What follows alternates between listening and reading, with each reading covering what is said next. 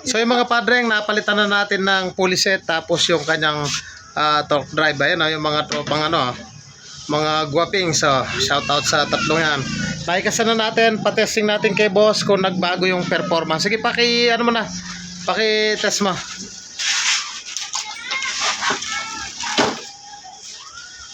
Kinain nyo 155? Kahit kayo, pera ko na lang yan. Merenda natin. Ay, magkano may merenda natin lang mo? Lumakas ba? Anong? Lumakas? Dati, may na lang. Ngayon, malakas.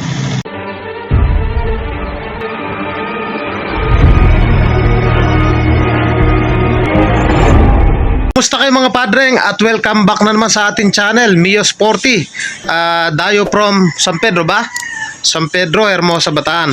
Ang issue ng motor ni boss, tila daw tumatakbo naman, humihila naman daw, pero yung performance hindi nga maibigay. So kalimitan pag ganyan na walang hila, walang iniwan yan sa mga motor na pampasada. Yung clutch lining kapag napudpud yan, hindi na babatak. Ganon din dito sa mga scooter type na engine. So napaka-importante na dapat nag-CCBT cleaning tayo. Pansinin nyo yan. Ayan. So once na nabuksan natin yung kanyang panggilid, ang mga chine-check natin yan kung bakit may maingay, bakit walang batak. Unang-una, yung kanyang flyball, silipin natin yung kanyang flyball. Dapat ito walang kanto. Tingnan nyo to, may kanto. So dapat yan walang kanto kasi ito, yung flyball mismo na to, ito yung trabaho niya. Umaangat yan na gano'n. So pag may kanto, automatic yan, walang iniwan sa daan na bako-bako, hirap umandar. So ayan may kanto na siya. Halos lahat may kanto na siya.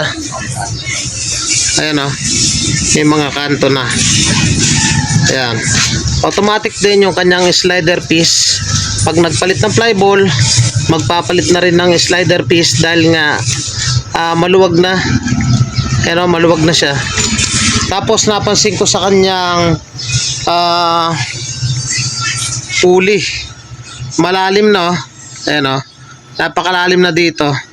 Cause din po yan kung bakit minsan hirap nga bumatak. Pero ang pinaka-cause kung bakit hirap bumatak yung kanyang torque drive. Pansinin nyo yung kanyang torque drive. Ito yung nagsisilbing clutch dito sa ating scooter engine. So ito yung pinaka-clutch niya. Paano ba natin malalaman na palitin na yan? So pansinin nyo yan ayan ubos na. Naubos na, napakanipis na. Pangalawa, pumantay na siya rito sa labi. Dapat ito, nakaangat yan, nakaangat dito. Dahil dito dumidikit yan sa ating clutch bell. So, ito nga, pati yung kanyang clutch bell, halos manipis na rin. Yung clutch niya, lubog na. Ayan lubog na siya. Dapat yan nakaangat.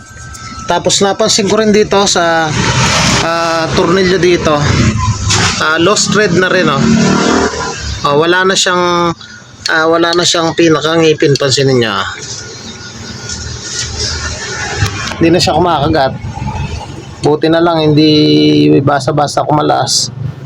Ayan hindi na siya kumakagat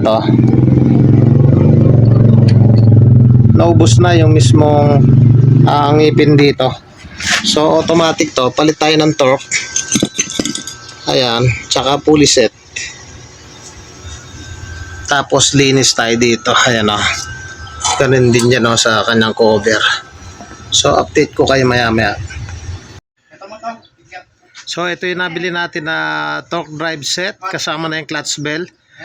Minsan kalimitan yung iba, ang pinapalitan lang itong mismong pinaka-clutch niya.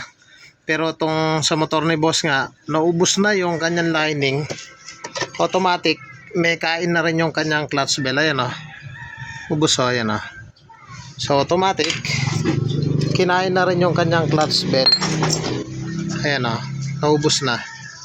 Kaya ang binili namin, ay set. Ganon din sa kanyang pulley, pakita ko sa inyo. Ito.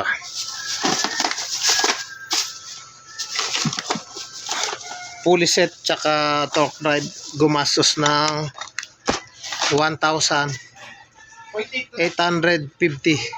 So dito sa kanyang pulley, oh, pantay siya, wala siyang kain. Dun sa luma, halos kinain na. Kunin mo nga yung luma, dati mo. So ito yung kanyang pulley, oh. Malalim na tong portion na to.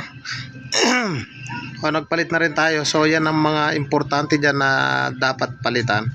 So ininis na rin namin, salpaka na lang.